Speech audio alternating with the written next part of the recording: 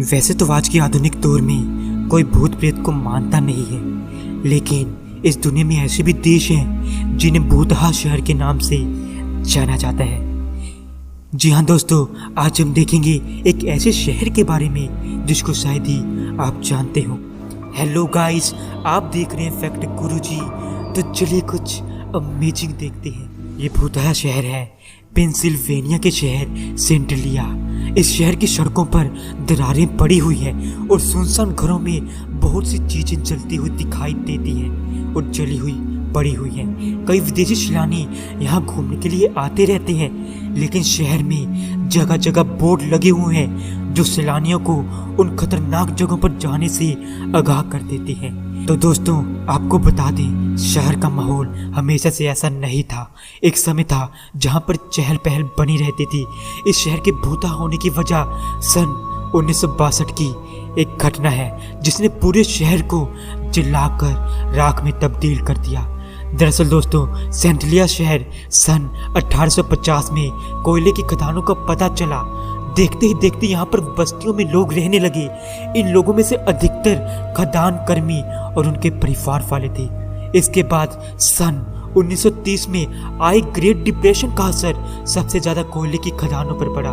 तब शहर आराम से चलता रहा।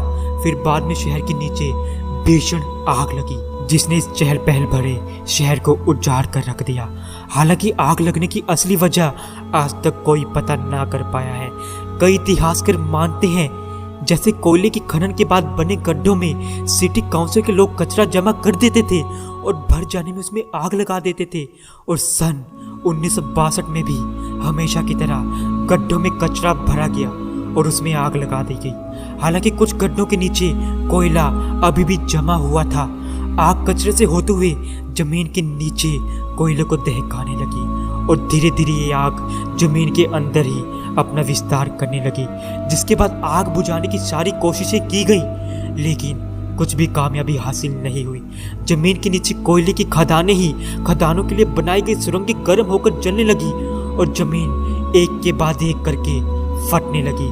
जमीन का तापमान इतना बढ़ गया कि शहर के कई इलाकों में 900 डिग्री फ़ारेनहाइट से भी ज्यादा गर्म हो गए। लोग गंभीर रूप से बीमार पड़ने लगे। यहाँ तक कि हालात इतने खराब हो चुके थे कि शहर के बने घरों का आकार भी बदलने लग चुका था। दरअसल दोस्तों, महाभयंकर गर्मी से वो टेढ़े मेढ़े होने लगे थे। खिड़कियों के रोड पिघलने लगे। तो आप सोच सकते हैं इतनी ज्यादा गर्मी। विशेषज्ञों की माने तो सेंट्रलिया में जमीन के नीचे अभी भी इतना ज्यादा कोयला मौजूद है कि ये जगह करीब 250 साल तक लगातार जलती रहेगी। अंत में कई दुर्घटनाओं के बाद सन 1992 में शहर के लोगों को तत्कालीन रूप से सरकार ने बाहर बसाया। इससे पहले सरकार ने पूरा हिसाब लगाया कि आग बुझाने की पूरी कोशिशें की जाएं तो कितने पैसे खर्च हो सकते हैं। यहाँ तक कि इस शहर का पिन कोड भी नष्ट कर दिया गया जिससे गलती से भी वहां कोई ना चला जाए।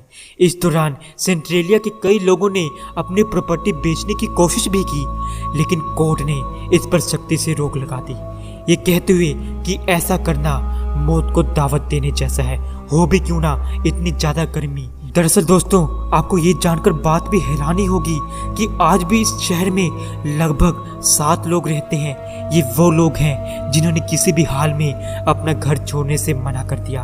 हालांकि इस पर भी भारी मुकदमे भी चले। आखिरी में कोर्ट ने तय किया कि वो सातों अपनी जिंदगी वहीं बिताएं, लेकिन उनकी मौत के बाद उनके घरों का अधिकार सरकार के पास चला जाएगा जिस पर वो रह रहे हैं।